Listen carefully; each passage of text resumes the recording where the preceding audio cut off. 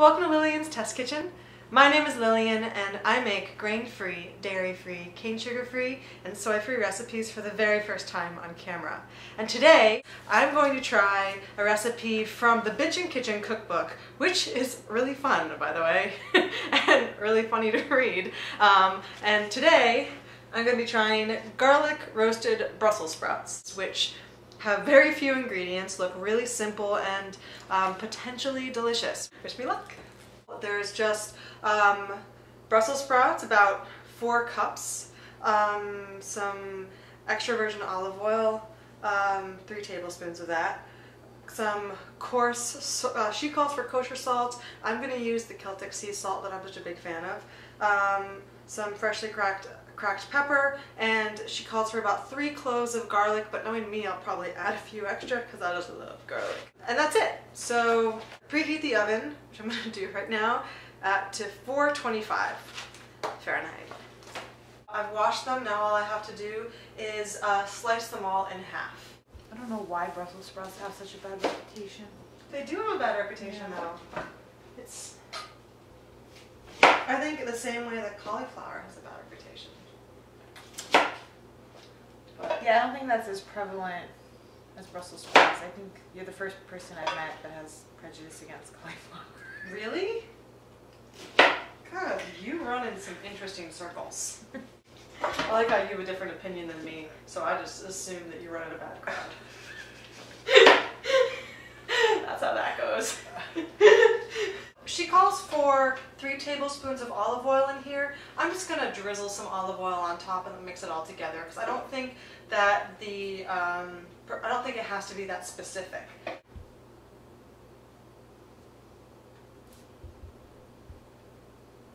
A pinch of salt.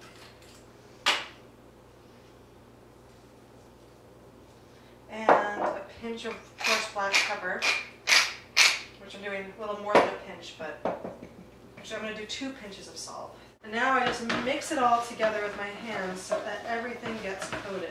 Ooh, man overboard. I don't know if it's going to be good, but this is really fun.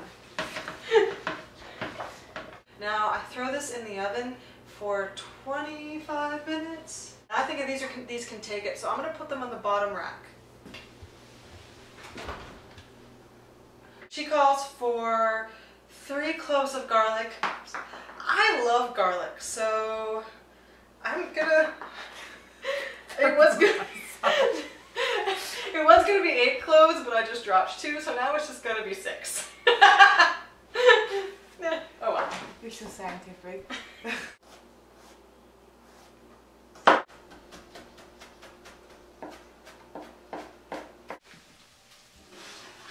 They're getting roasted.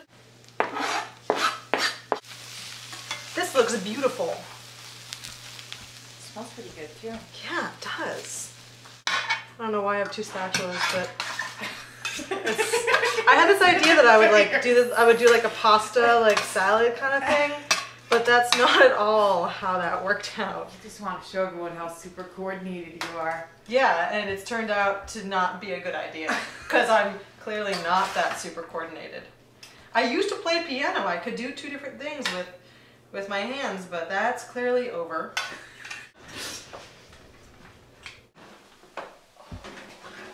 Wow, this looks cooked. Sounds awesome.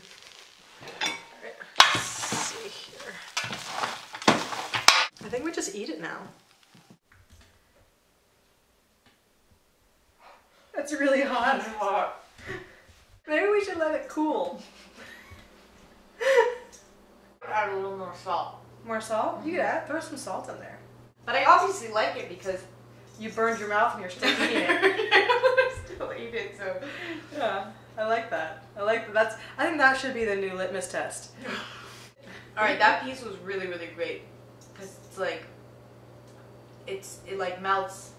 The inside part of it is softer, it's gooier. Yeah. I think it's really good. I think it's like, it's a good way of making Brussels sprouts and not feeling like you're eating Brussels sprouts.